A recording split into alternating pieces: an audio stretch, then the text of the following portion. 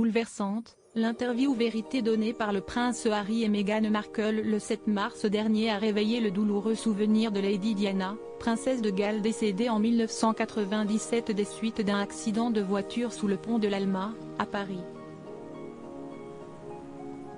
Face à la journaliste Oprah Winfrey, le duc de Sussex a expliqué les raisons de sa rupture avec la monarchie, racontant avoir assisté à la descente aux enfers de sa femme, harcelée par les médias comme l'était sa mère à son époque.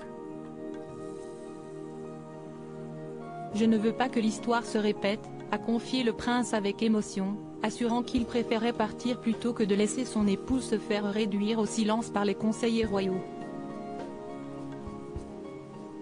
Réduite au silence, ce sont les mots que Meghan Markle a utilisés face à Oprah Winfrey pour décrire ce qu'elle a subi à la suite de son mariage avec le prince Harry, en mai 2018. Selon ses dires, la duchesse de Sussex aurait profondément souffert moralement, en proie à des idées noires et à une perte d'envie de vivre. Mais en appelant à l'aide auprès des membres clés de la cour, l'épouse du prince Harry n'aurait obtenu aucun soutien de la part des conseillers royaux. La princesse de Galles face aux hommes en gris à son époque, la princesse de Galles avait surnommé ses mêmes conseillers les hommes en gris, une appellation qui parle aujourd'hui beaucoup à la duchesse de Sussex.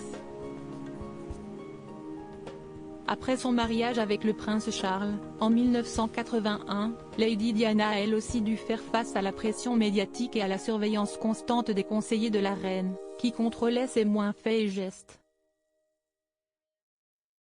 C'est juste avant son divorce avec le prince de Galles, en 1991, que cette dernière a évoqué les fameux hommes en gris pour la première fois.